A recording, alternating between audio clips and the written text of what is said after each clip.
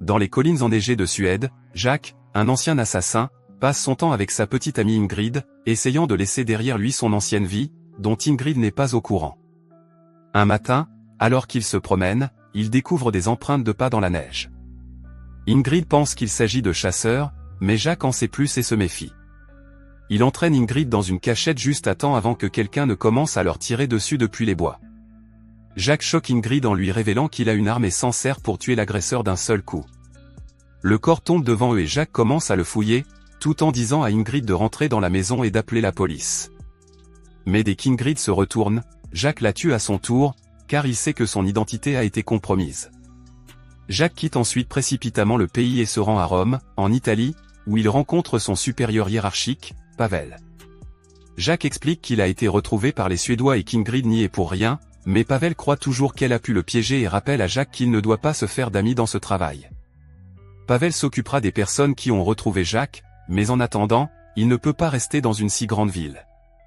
Il s'est donc arrangé pour que Jacques reste à Castelvecchio, une toute petite ville sur la carte.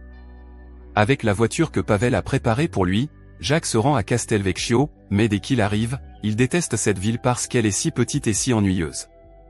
Jacques décide de faire demi-tour, de jeter le téléphone que Pavel lui a fourni et de se rendre à Castel del Monte, une ville plus active. Il y loue un appartement très modeste et adopte le nom d'Edouard, mais la plupart de ses voisins l'appellent « l'Américain ». Un matin, Jacques a du mal à utiliser un distributeur automatique et est abordé par le père Benedetto, qui l'aide après que Jacques a dit qu'il n'était pas doué pour les machines. Bénédicte lui pose beaucoup de questions pour mieux le connaître et l'inviter à boire du vin chez lui. Jacques tente de refuser mais Bénédicte lui rappelle que les prêtres voient tout. Plus tard, Jacques utilise un téléphone public pour appeler enfin Pavel, qui est furieux contre lui d'avoir abandonné son téléphone portable. Cependant, Pavel propose à Jacques de créer un costume sur mesure pour un collègue assassin, ce qui signifie que Jacques n'aura pas à tuer qui que ce soit. Jacques promet d'y réfléchir. Quelque temps plus tard, Jacques se rend à Sulmona, où il fait des courses et observe Mathilde de loin. Lorsqu'elle s'assoit dans un café, Jacques prend la table à côté d'elle et ramasse son journal lorsqu'elle le laisse tomber, signe qu'il est l'armurier qu'elle recherche. Mathilde donne à Jacques tous les détails dont il a besoin pour son arme et Jacques accepte le travail, soulignant également qu'un homme les surveillait, mais Mathilde jure de travailler seule. Plus tard, lorsque Jacques rentre chez lui, il croit voir le même homme en ville et fait de son mieux pour l'éviter. Quelques jours plus tard, Jacques se rend à la poste pour récupérer un colis très spécial, il s'agit des pièces nécessaires pour commencer à travailler sur l'arme.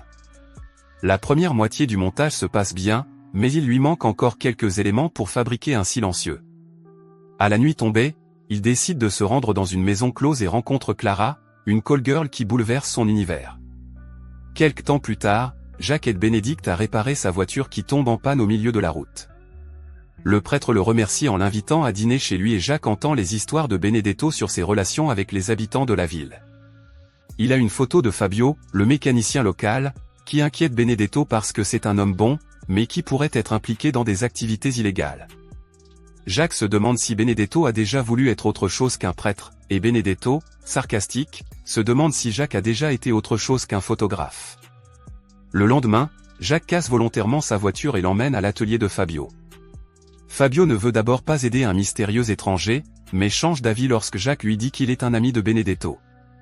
Jacques explique que les voitures sont son hobby et demande s'il peut obtenir des pièces pour réparer un arbre de transmission cassé, et Fabio accepte de les lui donner gratuitement.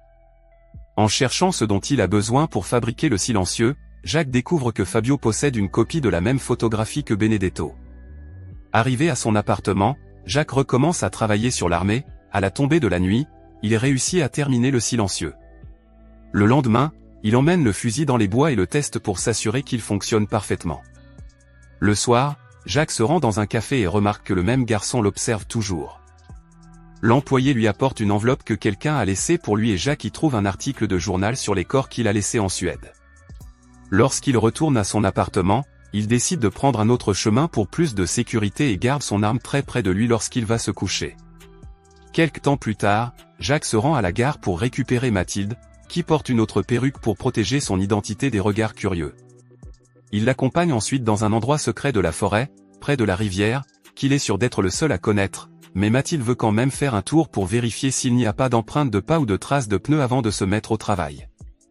Plus tard, Jacques étend une couverture de pique-nique qui servira de couverture au cas où la police enquêterait sur la zone et montre à Mathilde le fusil qu'il a fabriqué. Mathilde le monte comme une experte et commande des balles spéciales au mercure. Elle apporte sa cible pour tester la carabine, ce qu'elle fait sans problème, puis demande à Jacques de tirer sur les fleurs à côté d'elle à bonne distance. Jacques est surpris qu'elle lui fasse suffisamment confiance pour ne pas la tuer et tire sur les fleurs sans même broncher, impressionnant Mathilde avec le silencieux qu'il a construit parce qu'il n'arrivait pas à comprendre d'où venait la balle. Une fois le travail terminé, Mathilde demande quelques ajustements finaux et que la livraison soit effectuée pour le 1er du mois prochain, tandis qu'elle verse la première moitié de l'argent. Les douilles sont jetées dans la rivière et Jacques jette du vin sur l'herbe pour dissimuler l'incident, prenant même le temps de le refroidir car c'est ainsi qu'on le boit ici. Jacques continue à travailler sur la modification des fusils et sur les balles au mercure, mais il fait aussi des pauses au bar. Un après-midi, il rencontre Clara, qui se rend au cinéma avec sa petite amie. Ils discutent un moment et Clara fait remarquer qu'elle est libre le mercredi. Jacques lui propose de se retrouver à l'endroit habituel. Clara essaie de lui faire dire quel est cet endroit habituel, et, comme il n'ose pas mentionner la maison des réjouissances devant sa petite amie, Clara en profite pour lui demander de la rejoindre dans un restaurant. Après le départ des dames, Jacques ouvre le journal et s'inquiète lorsqu'il lit que des call-girls ont été assassinées. Plus tard dans la nuit, Jacques rentre chez lui et remarque que le type habituel ne se contente plus de l'observer, mais le suit vraiment. Jacques se cache dans une ruelle et enlève ses chaussures en attendant que l'homme passe, puis commence à le suivre en dégainant son arme. Son intention est de le tuer, mais son plan est interrompu par l'arrivée soudaine d'un voisin en scooter, qui avertit le garçon de leur présence. Le tueur réagit immédiatement en abattant le conducteur et en s'enfuyant avec sa voiture. Jacques prend les clés du cadavre et utilise le scooter pour le suivre. Une course-poursuite s'engage dans toute la ville, Jacques essayant de tuer l'homme, mais ratant sans cesse ses tirs. Lorsqu'ils atteignent la sortie de la ville, Jacques réussit à percuter un pneu et à faire s'écraser la voiture. Jacques s'approche alors de l'homme pour le tuer avec ses mains et retire son arme. Plus tard, Jacques appelle Pavel et lui dit que les Suédois l'ont trouvé, mais Pavel lui dit de rester sur place et de finir le travail. Jacques veut savoir comment il a été retrouvé et Pavel lui répond que Jacques est en train de perdre le fil de ses pensées. Cette nuit-là, Jacques a du mal à dormir car la culpabilité d'avoir tué Ingrid continue de hanter ses rêves. Il décide d'aller se promener alors que le soleil vient de se lever et croise Bénédicte, qui aime faire des promenades matinales pour remercier Dieu de tout et lui demander de prendre soin des pêcheurs. Jacques fait remarquer que tous les hommes sont pêcheurs, ce qui amène Benoît à expliquer que ceux qui recherchent la paix ont beaucoup péché dans l'histoire, et que Jacques a beaucoup péché. Le soir, Jacques rencontre Clara au restaurant. Il est très impressionné par la façon dont elle traite le serveur lorsqu'il essaie de prendre la commande de Jacques au lieu de Clara en raison de son sexe, et lorsqu'un fleuriste passe, Jacques lui achète une fleur. Clara proteste contre le fait que le vendeur pense qu'ils sont un couple, mais comme Jacques l'achète quand même, elle y voit un bon signe. Après le dîner, ils se rendent chez Clara et passent la nuit ensemble. Le lendemain matin, alors que Clara prend une douche, Jacques fouine et trouve un pistolet dans le sac à main de Clara, ce qui éveille ses soupçons. Plus tard dans la journée, il termine sa commande et achète une valise ainsi qu'une pile de fournitures de bureau pour cacher l'arme correctement. Maintenant que son travail est terminé, il peut sortir et suivre Clara pour s'assurer qu'elle n'est pas une espionne. Il la voit en compagnie de quelques hommes, mais ne peut dire s'il s'agit de clients ou de criminels.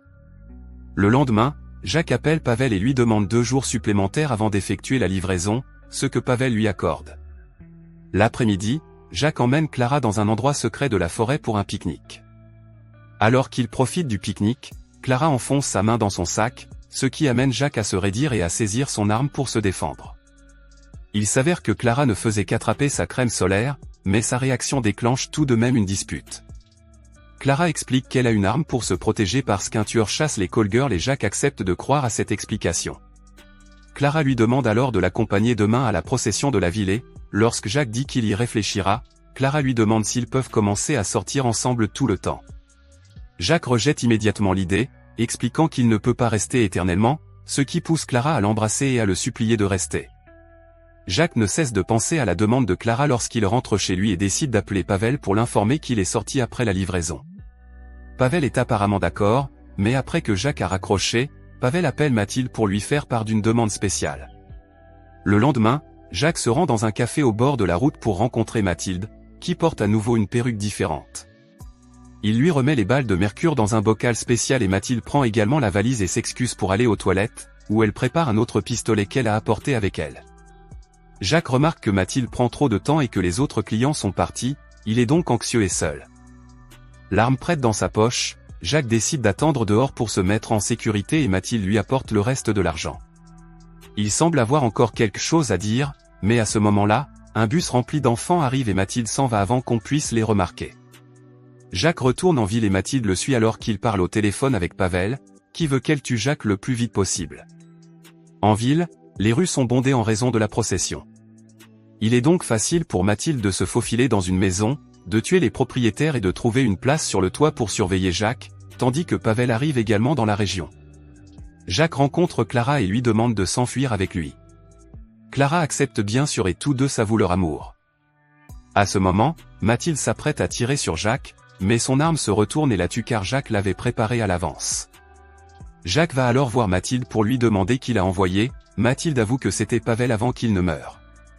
Soudain, Bénédicte arrive pour voir ce qui se passe et Jacques pointe son arme sur lui, mais il a appris sa leçon avec Ingrid et ne tire pas. Après s'être excusé auprès du prêtre, Jacques part à la recherche de Pavel, entrant délibérément dans une ruelle vide pour se faire suivre. Pavel mord à l'hameçon et s'approche, mais lorsqu'il lève son arme, Jacques se retourne et tire pour le tuer.